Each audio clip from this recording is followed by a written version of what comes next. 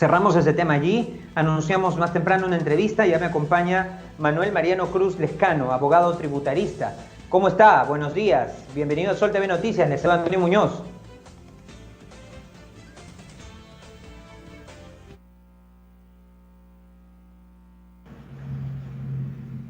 Buenos días, gracias por estar aquí. Bueno, vamos a hablar sobre tributación. ¿Qué panorama nos espera en el ámbito tributario? Creo que el gobierno ha dicho poco sobre ese tema. Es cierto que hay, por ejemplo, durante el año una serie de cronogramas sobre declaración de impuestos y todo, pero de cara a toda esta crisis económica, ¿cómo se pinta el panorama para las empresas, ¿no? Para las medianas, pequeñas empresas, para las personas también que declaran renta? Es verdad, la situación es delicada para todos, es difícil para todos. Lo que ha hecho el gobierno es dictar algunas medidas de contención de las consecuencias de la crisis para todos. Eso significa que se han dictado cronogramas que contienen aplazamientos en el cumplimiento de las obligaciones tributarias. Eso significa que las obligaciones se cumplen siempre, pero se van a cumplir un poco después en el tiempo, entendiendo que cuando se dicta o se decreta el estado de emergencia, se produce una total paralización, una casi total paralización de las actividades, y entonces las empresas se encuentran abruptamente en una situación impensada.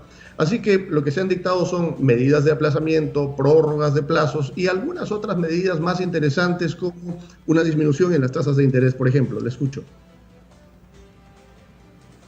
Ahora, esas medidas que se están tomando, benefician al formal, porque se habla mucho de toda esta crisis, lo que va a traer es más informalidad y se va a exprimir al que sigue siendo formal. Entonces también seguramente habrá un cambio de paradigmas, ¿no? Analizar los retos de esta situación. Se ha producido una paralización de actividades de las empresas y se han producido también una serie de suspensiones perfectas. Muchas empresas no podrán salir de la crisis, así que de aquí al futuro lo que ocurrirá será que las personas intenten ingresar al mercado, sea con un autoempleo o sea en una actividad informal. Se estima que el incremento de la informalidad para los próximos meses será del 80%. Eso es muy malo para el país, bueno para el que actúa y encuentra los medios para subsistir. Malo en términos recaudatorios, puesto que ante necesidades crecientes vamos a tener mucho menos que recaudar. Entonces, junto a las disposiciones tributarias son indispensables disposiciones de reactivación que permitan incrementar la liquidez, acceder al financiamiento por parte de las empresas que son las grandes proveedoras de empleo formal.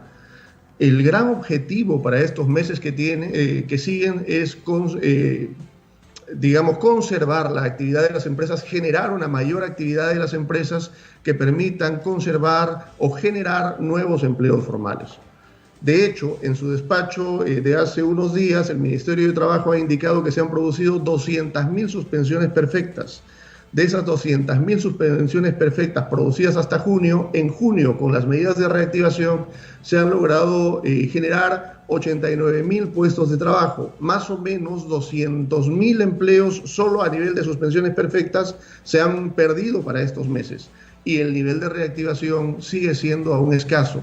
Así que lo que se necesitan son más disposiciones de reactivación. Estamos en un contexto en el que se debate, ¿no?, la pertinencia de la reactivación económica y de la flexibilización de la cuarentena. En este caso, he compartido hace algunos minutos el rechazo que hay sobre esta flexibilización de parte de las autoridades y, por otro lado, el gremio empresarial a través de la Cámara de Comercio expresando que más bien un endurecimiento de cuarentenas y de todas las medidas restrictivas lo que hará es que va a aumentar la informalidad, porque la gente no es que no va a salir a buscar trabajo y va a buscar mucha informalidad. Un análisis al respecto de este tema en materia tributaria y económica. Tenemos una tensión entre las necesidades de conservar la salud y de otro lado la necesidad de subsistir, es decir, las personas han estado saliendo porque tienen una necesidad de subsistir, no tenemos una gran capacidad de ahorro en el país, los recursos no sobran De esta suerte, lo que corresponde hacer es que las medidas gubernamentales deban, primero, corresponder a nuestra realidad. Segundo, ante nuestra necesidad de obtener recursos y de iniciar actividades, estas deben realizarse siguiendo protocolos, siguiendo procedimientos claramente establecidos, acompañando de cerca a los agentes económicos para que puedan tener un inicio de actividades lo más ordenado posible. Así que en esta tensión, cuidado de la salud y necesidades económicas, podamos deslizarnos con las mayores seguridades para todos.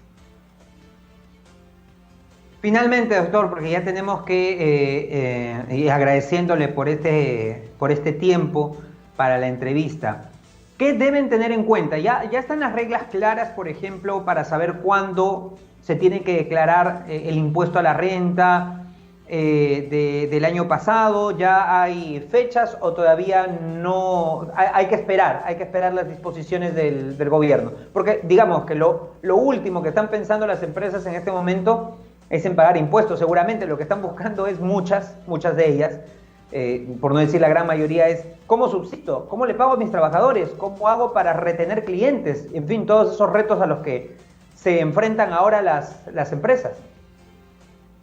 Una gran inquietud es cómo vamos a hacer un incremento de la demanda con tan escasos recursos disponibles en el mercado. Las empresas van a tener que analizar los meses de marzo, abril, mayo, junio, para poder determinar si es que continúan con los pagos a cuenta. El principal problema de las empresas en este momento es un asunto de liquidez. Si las empresas no tienen la liquidez suficiente, deben hacer un análisis. Comparar, por ejemplo, lo que ha ocurrido en el mes de junio, cuánto recaudaron en junio, cuánto ingresó en junio y cuánto ingresado en el mismo mes del año anterior. Si la disminución es mayor al 30%, entonces las empresas pueden suspender los pagos a cuenta. No se puede exigir pagos a cuenta en un ejercicio en el que muy probablemente los resultados anuales de la empresa sean de pérdida. Así que esa es una evaluación que tendrán que hacer. Lo importante es que hay a disposición y hasta el 30 de septiembre